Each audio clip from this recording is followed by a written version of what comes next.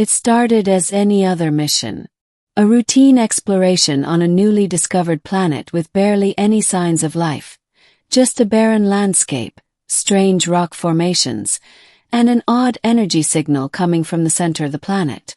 As a member of the Intergalactic Exploration Fleet, I was tasked with investigating, cataloging, and retrieving data.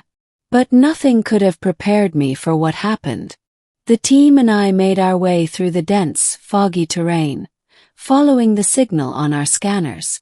The eerie hum of the signal grew louder as we approached the source. It wasn't long before we arrived at a massive structure buried beneath the ground, a city of sorts, its walls glistening with an otherworldly sheen. There were no signs of life, no movement, no communication. Yet something about the place felt alive, almost sentient. Our team made their way inside, and that's when we found her. The chamber was vast, illuminated by an ethereal glow. In the center, suspended in a glowing energy field, stood an alien woman. Tall, regal, her skin a shimmering silver blue. Her eyes, large and dark, locked onto me as I entered the room. She looked like no creature I had ever seen before, elegant and imposing.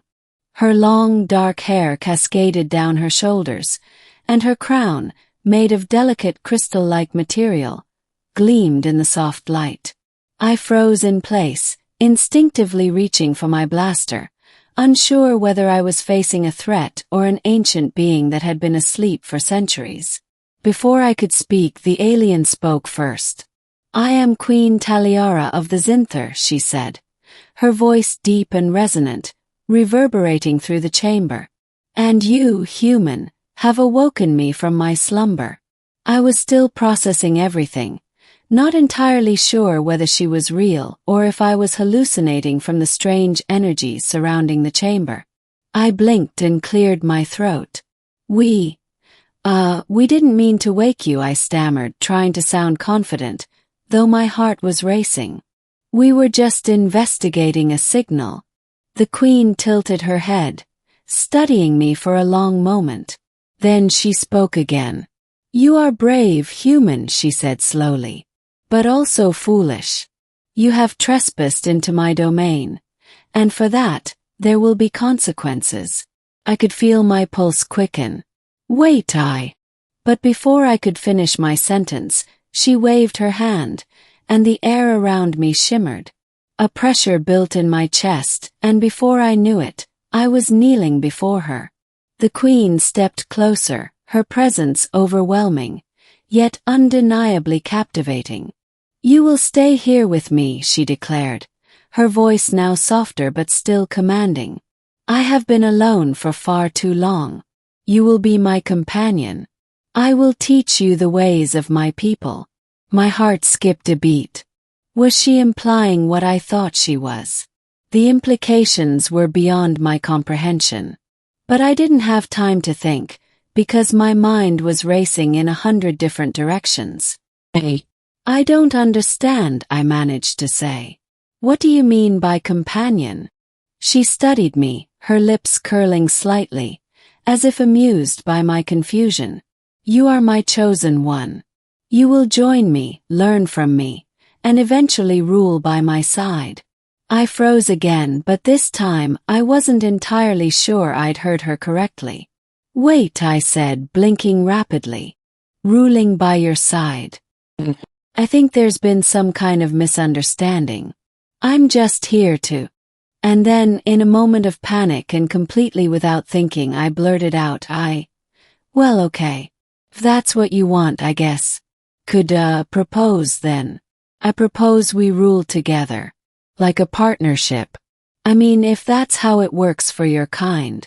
There was a brief, heavy silence. The entire room seemed to stop, and all the air in my lungs froze. I didn't just say that. I didn't just propose to an alien queen, did I?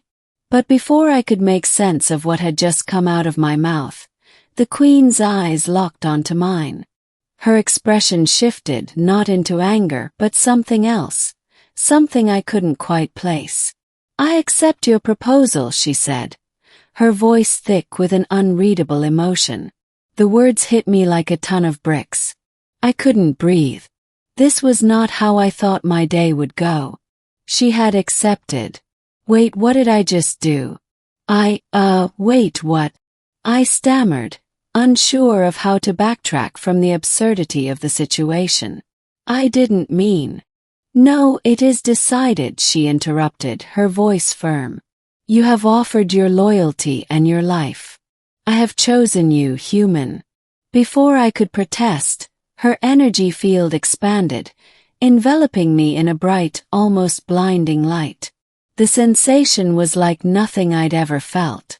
My mind began to swim, and before I knew it, I was transported into what appeared to be a lavish palace of crystal and metal, a place of unimaginable beauty, unlike anything from Earth.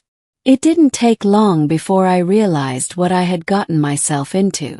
The Zinther were an ancient and powerful species, with their queen being the embodiment of their civilization's pride and strength. To be chosen as a companion to the queen was no small thing. I wasn't sure what kind of commitment I had just made, but I had committed it nonetheless. I tried to convince myself that this was all part of some grand misunderstanding. Surely this couldn't be real.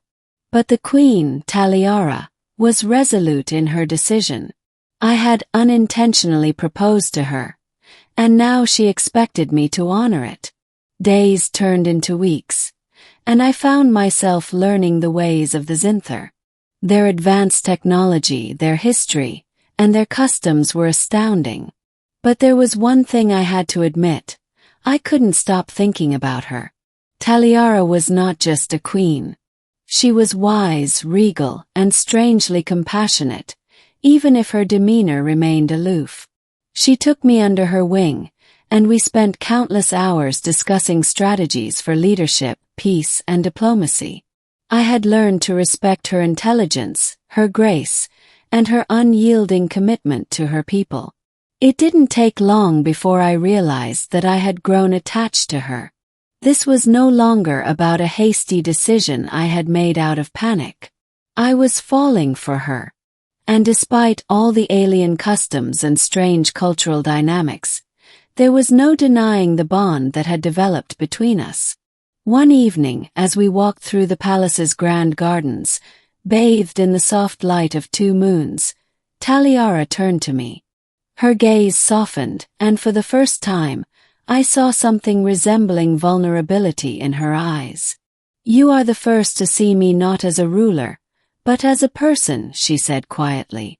For so long I have been alone in my position. I chose you not just for your bravery but for your heart. You have shown me something I thought I had lost. The ability to trust, to laugh, and to feel. I couldn't find words at first, but then I did. I never meant for this to happen, but I'm glad it did. I'm glad I'm here with you.